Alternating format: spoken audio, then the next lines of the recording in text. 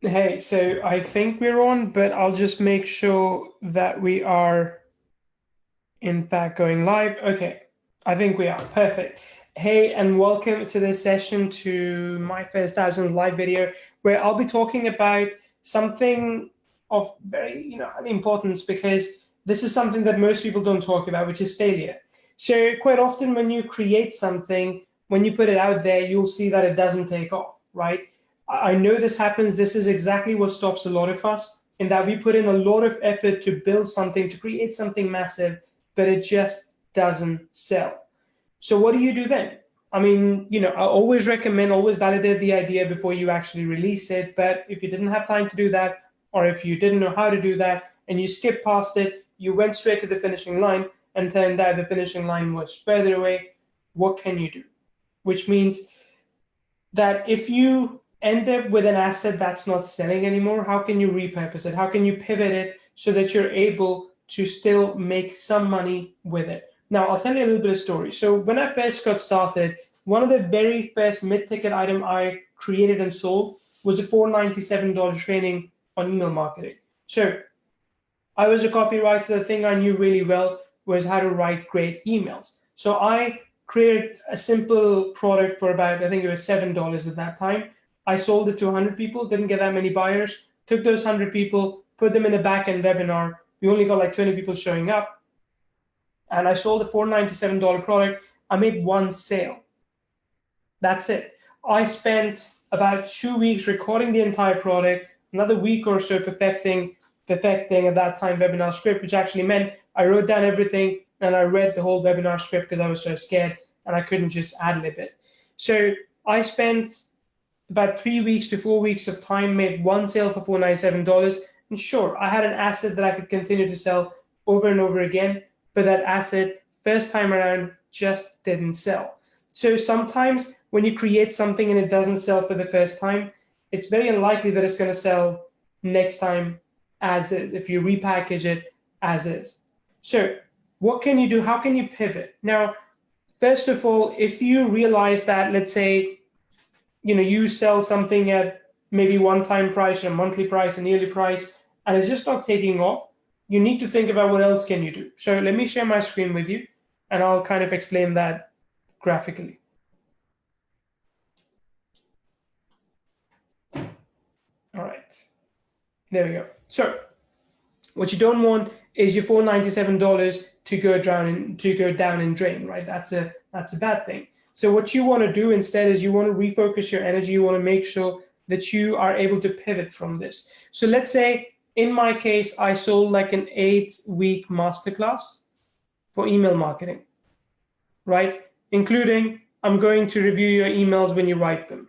So I'm going to show you how to write the emails. It was all about email writing, then about positioning and so on. And I said, when you write it, I can help you kind of, dissect them, show you what you did right, what you did wrong. Only one sale. It hurt because I spent a lot of time working on that. So here's what I did in that case. I took that 8-week training.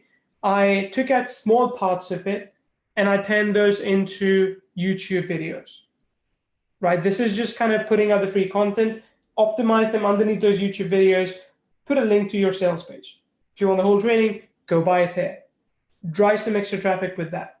First thing you can do to just kind of kick that process off, right? That's the first thing I did. Second thing that I did was, again, with the permission of the buyer, when he gave me the emails that he had written, I reviewed them on a video. It was like a 15-minute long video. And I gave him the video back and I also uploaded it on YouTube. Again, more ways to drive traffic back to what you're doing. Do you want video reviews like these? Go buy this product, right? But there are other better ways of pivoting the entire membership as well. Now, it's easier to pivot when you are doing a monthly recurring or a yearly recurring product, because if you do one time, you've probably already done all the effort. You can just sell it again and again. It's a digital product that doesn't cost you much anymore. So, you can just sit there. You can sell 1, 2, 3 copies of it every week, and that's good enough. But if it's a recurring product, let's say something like, you're charging $29 per month, or you're charging something like, $497 or $297 per year. What do you do in that case if it doesn't take off? You have people already committed. You maybe got 5 buyers here, you maybe got 3 buyers here, and then you feel like, well, this is boring. I'm making like less than $1,000 a month. I don't want to service these people, because it's boring. And that happens. It's unfortunate, but that happens. So here's how you can overcome it. One way, let's say it's also going past the refund period, right? One way is to give these people something else. So say, hey, I'm closing this product because just didn't take off, very honestly. So I'm closing it. And here's another thing I can give you, right? And then you won't be charged again. So here's something else that I can give you. Alternatively, you can link up with a potential affiliate and say, hey, I'll promote your product, but you got to give like a 3-month discount or a 6-month discount. So make that deal. You will find people that are willing to kind of, get that kind of discount. And then you give away that product as an apology as well. Or what you do is you pivot it, which means that, I want to drag this. Okay. What that means is that you reposition how people see this. So maybe in my case, it was an email writing product, right? But what I could have done is added some more training to it and made it an email marketing product where I also teach you how to build a list. That's another way to pivot it. So you reposition it. That every month, not only am I going to teach you how to write emails, but also show you places where you can find cheap leads, where you can find leads that convert. That's your repositioning it, right? What you can also do is, in this case, I could have taken this email writing course and I could have said that instead of making it like a 8-week watch this video, I'll make it like a 8-week email-based email course. So every week I'll send you 2 emails that's like taken from the content, and you get that. Plus you also get access to all the recorded videos. So if you get stuck, you can just come back and watch those. Reposition that a little bit. I could have made it more specific. I could have gone to, say, coaches. I could have said, hey, if you're a yoga coach and if you want to learn how to write the best emails to convert all your prospects into customers, I'm going to show you with templates exactly how to write those emails. So add a little bit more positioning to it, target it to yoga customers. So pivoting is all about realizing that, number one, you're not happy with the current outcome. Number 2, you want to change it. Number 3, how do you change it? What do you do that makes it relevant? What do you do that makes it interesting, that makes it exciting again?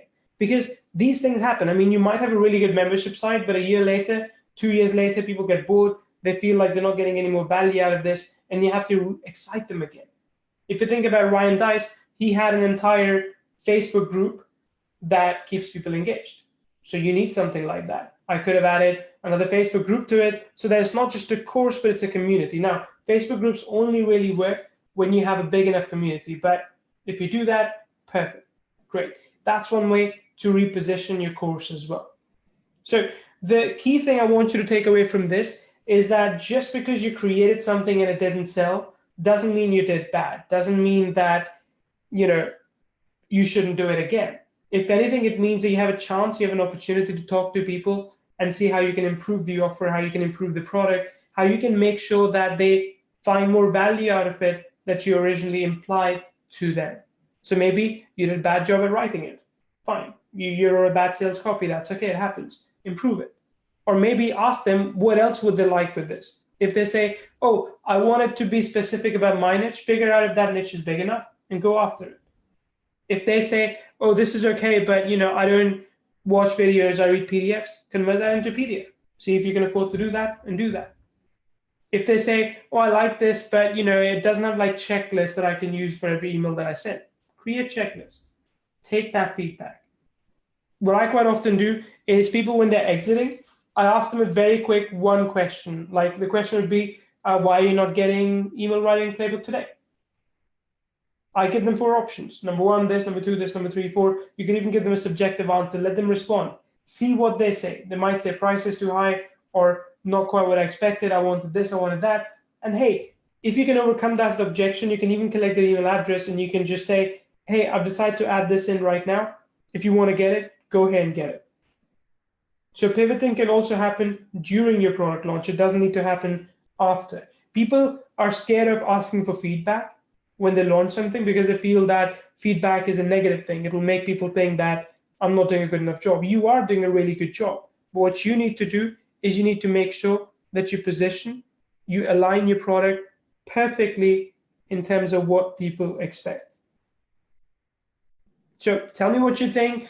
Is this useful? Is this beneficial? Is it something that you can implement in your business to improve it if it's not doing as well? That's all you need to do. Take feedback, or even if you don't take feedback, look at what others are doing and improve your offer based on that. So try that out. Tell me how it goes. Leave a comment below. Leave a like, a heart, so that I know that you actually watched this till the end. All right? Take care, everyone. Bye.